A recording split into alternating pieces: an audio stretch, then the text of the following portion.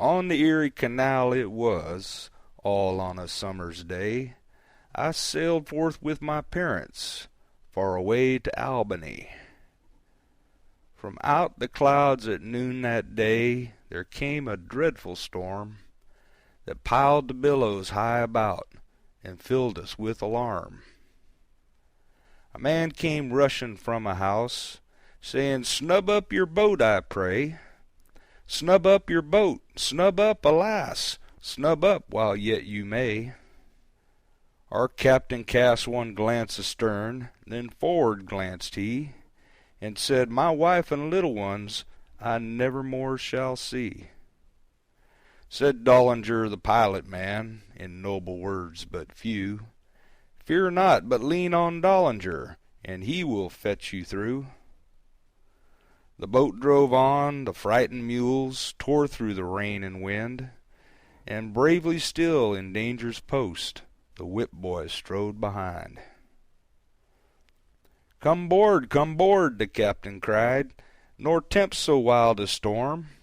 But still the raging mules advanced, and still the boys strode on.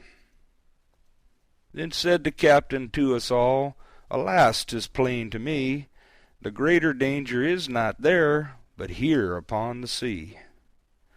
So let us strive while life remains to save all souls on board, and then if die at last we must, I cannot speak the word."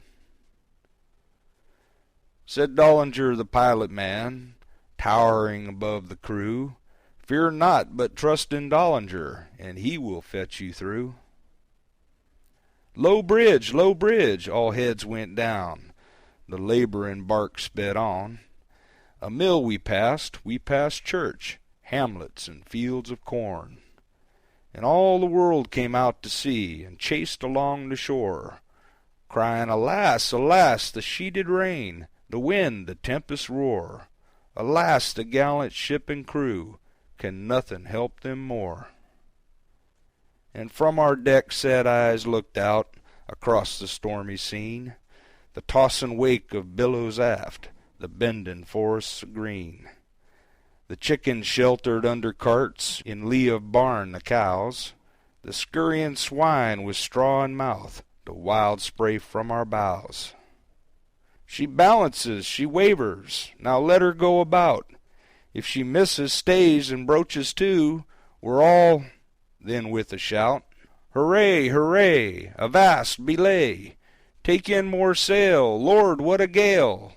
Ho, boy, haul taut on the hind mule's tail.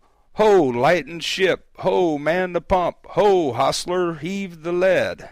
A quarter 3, 'tis shoaling fast, 3 feet large, 3 feet, 3 feet scant," I cried in fright, "oh, is there no retreat?"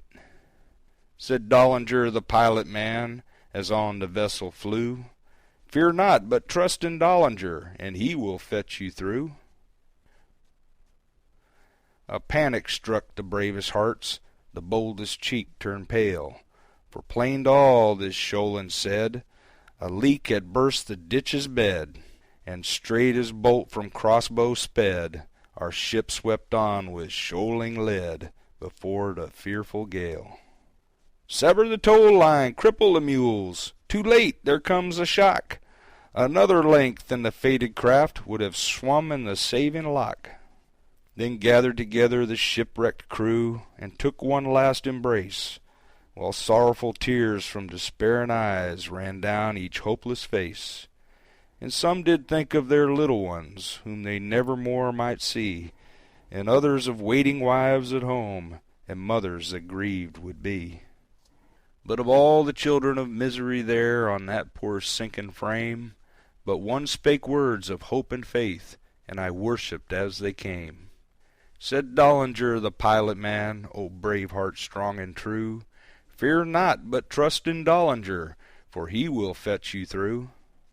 Lo, scarce the words have passed his lips, the dauntless prophet saith, when every soul about him seeth a wonder crown his faith. And count ye all, both great and small, as numbered with the dead, for mariner for 40 year on Erie boy and man, I never yet saw such a storm, or one with it began. So overboard a keg o' nails, and anvils 3 we threw, likewise 4 bales of gunny sacks, 200 pounds of glue, 2 sacks of corn, 4 ditto wheat, a box of books, a cow, a violin, Lord Byron's works, a ripsaw and a sow. A curve, the dangers grow, larboard, starboard, steady, so, hard a port doll, hellum a lee, haw the head mule, the aft one gee, luff, bring her to the wind. For straight a farmer brought a plank, mysteriously inspired, and laying it unto the ship, in silent awe retired.